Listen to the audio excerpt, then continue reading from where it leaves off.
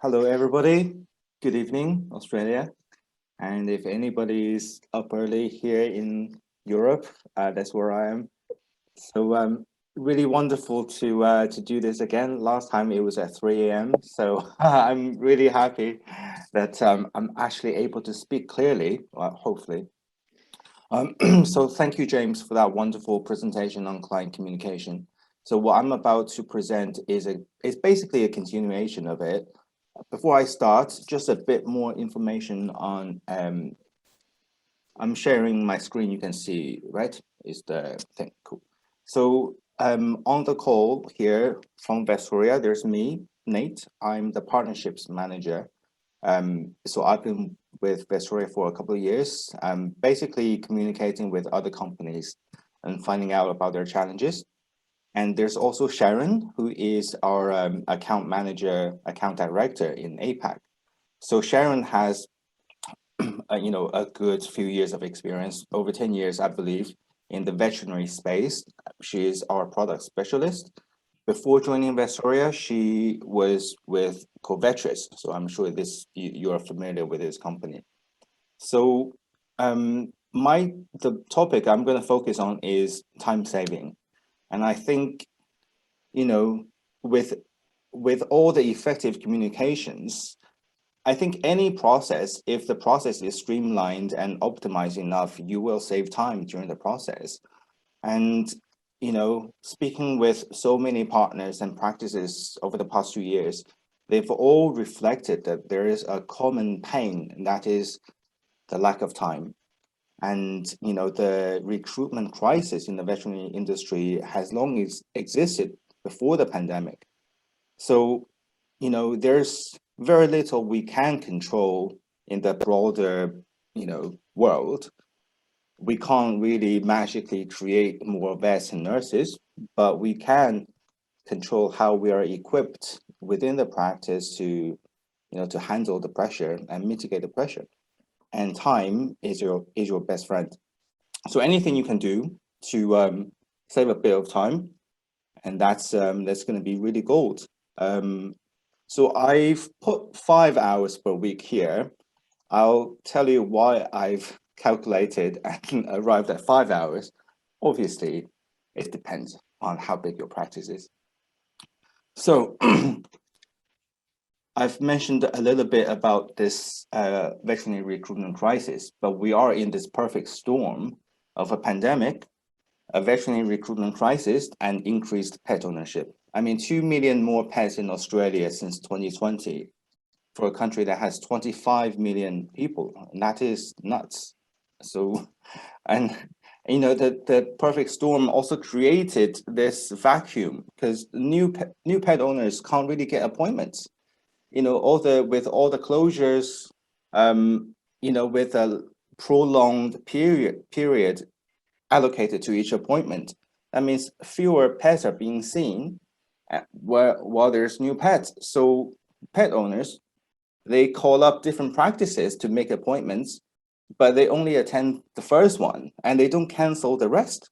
So this creates a gap in your schedule, and it's really creating, not to mention there's revenue loss, but for the team morale, for the mental health, and the increased stress is just a vicious cycle. So so in this presentation, I'm going to show you a couple of things that we help practices do with technology that will save time through automation and save time with different features that you can implement to mitigate the no-show problems. So, okay, let's see what I've got for you here. Oh, and also, I think this really applies to the UK and the UK pretty much because of Brexit. So we normally get most talents from the EU, and now we don't. So we brought this on ourselves. And most vets are really, 74% of vets concerned about stress and burnout. And yeah, so anything we can do to help, we can't really. But so this is our way of addressing the recruitment crisis. So we're hoping to make some positive change within our power, really. So online booking is a form of automation. I think Vetstoria is brilliant at this smart triage process, because a veterinary appointment is not the same as a haircut or a restaurant reservation. You need to have a certain veterinary sensibility in there, and the tool will need to be able to tell if an appointment could potentially be an emergency. So this triage process is really what we are the most proud of. So with the triage, and is obviously synced with your practice management system, and that creates a seamless transition from a pet owner arriving on your website, seeing an appointment available, putting in all the details they need, the species, the problem, the symptoms, and then they're shown the earliest slot, and they book the appointment, and that goes into the schedule. If the practice decides to take a deposit, to reduce no-shows, they're welcome to do that. So all this process, all these steps within the process is completely automated, and that saves you time. So this chart is showing you an example of a practice in Yorkshire. So I'm not going to name names, but it's so basically this practice has 11 branches and altogether 24 doctors. So they decided to use online booking at the beginning of January, at the beginning of this year. So some of the practice owners, some of the practice managers within this organization were very skeptical. So they started very slow, one onboarded, and they had to really persuade the staff and educate their pet owners that there's online booking available. So as you can see, the change happened gradually, but as more people saw the benefit of using online booking, more practices stopped delaying the onboarding process, because it is a bit of work to completely mimic your practice booking workflow. So you do have to spend a couple of hours with our onboarding specialist to really tell us your doctor's preferences, to go through every single scenario. So that does take work. So when this practice signed up, all 11 practices didn't jump on it straight away, because you need to, we're saying we're giving you the help, but we're too busy to sit down with you and implement the system. So gradually, one started, more jumped on board. So from 0 appointment being booked online at the beginning of January 2021, that means all of the appointments at the time were being booked over the phone by the receptionist. So now, not now, August, that increased to 600. So if you think for each phone call, that's about booking a routine appointment, it takes 2 to 3 minutes. That's 600 of those saved in a month. So that's just basically, I wanted to show you this graph just to show you that online booking, if you don't already know the benefits, it takes a bit of convincing. But your clients, the pet owners, they are ready from day one. So if you offer them the option, they will book online. And obviously there are part of your clientele that may never be so digital. And maybe they choose not to be digital. Maybe they prefer that phone interaction with you. Maybe you do need to take the time to speak to them on the phone and in a meaningful way. And that process should absolutely not be automated. And that's why it's even more important to free up the phone for those who you absolutely need to speak to. And 600 times 3 minutes, and that's how much time you have freed up for those type of conversations, or simply have a coffee break, check in on your mates, and patient care, right? So, what I like about this quote, this is from an American singer called Madonna Newton-Minogue. Time is money and the money is mine. Yeah, I love, no, it's not Olivia or Kylie. They would be too classy to talk about money in this way. It is Madonna. I just wanted to see who's still paying attention. So So yeah, I've mentioned the importance of time saving, and if you are using Vetstoria, you should still watch this, because I don't think you have. It would be fantastic if you're already using all of these, I guess, features. But if you're not using Vetstoria, you should also listen, because I'm not going into the feature details, but it's just an idea of what you can do, and I'll show you some examples of how some practices have done their, I guess, time-saving, creative magic. So I'll just quickly go through some of these steps. So disable specific appointments. When COVID first hit, people were told to stop the preventative care somewhere. Everything you've been educating your clients about, like vaccinations, has to be delayed. Only very critical things were being seen.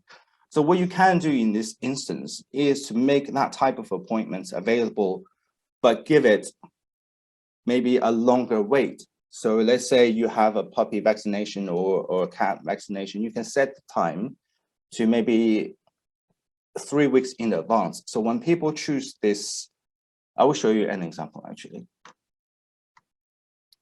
So this is actually a pet pack website. I really like this clean design feeling, and it's very prominent, the book online button. So when people arrive on the website, if they want to book an appointment, they know exactly where to go.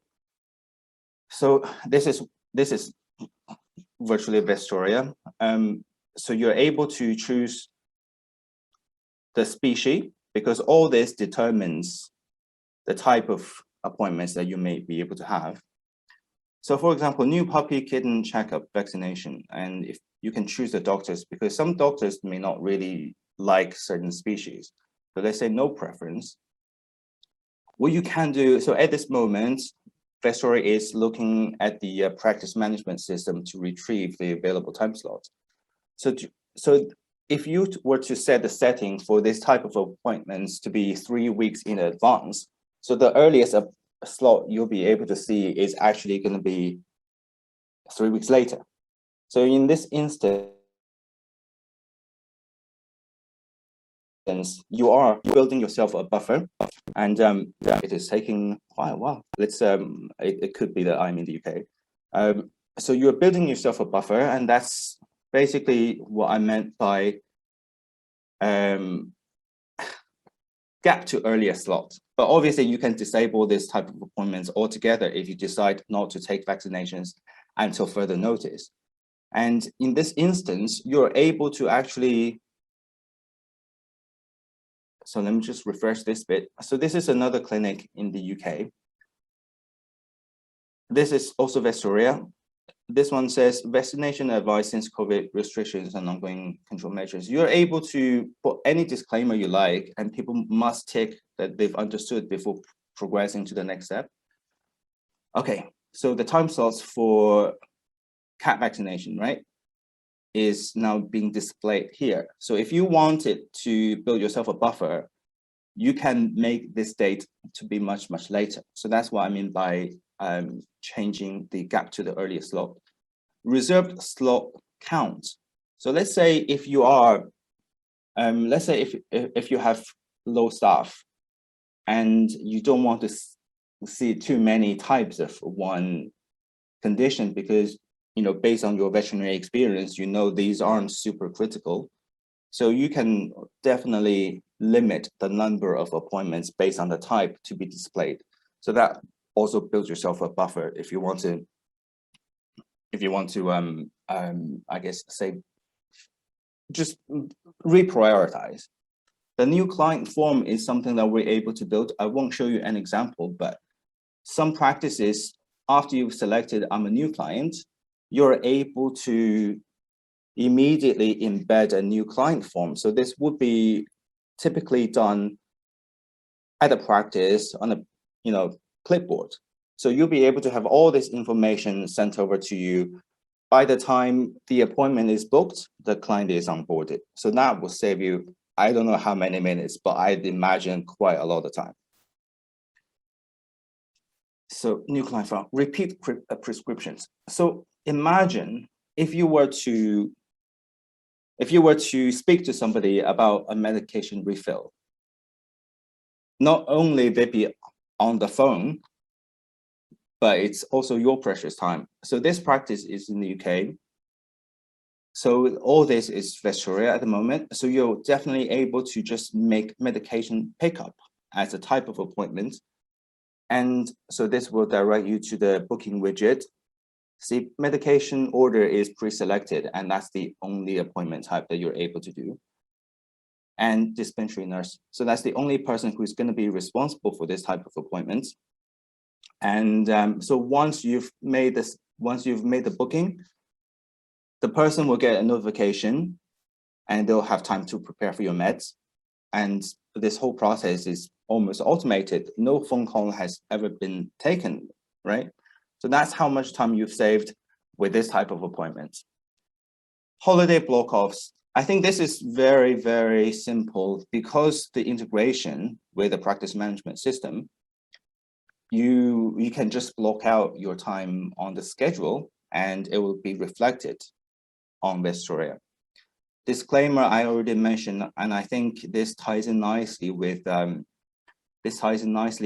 James's point about communication, pre-consult communication, because if you're able to customize all this, and if people were to spend a couple of minutes to read through this, I remember James showing like an example, the red page within the page. That looks wonderful. We can, I think this is where PetPack and Vetstoria can work in tandem. We're able to incorporate, some of the things that the marketing agency and the website provider have come up with and work it within the process. And and when James was talking about email marketing, all this can be done within an email with a smart link. By smart link, I meant a campaign specific link. So you're able to direct people to the right appointments, and you've already set up, all the background things like how many, the maximum slots you want to offer. So all this can be embedded within email marketing, and people are able to action when they're ready. So that's that. About time saving, I also wanted to mention that if the staff shortage is a problem, there are creative ways to get around, because we have a client that opened the practice during the height of the pandemic, and this practice is Stellar Vets.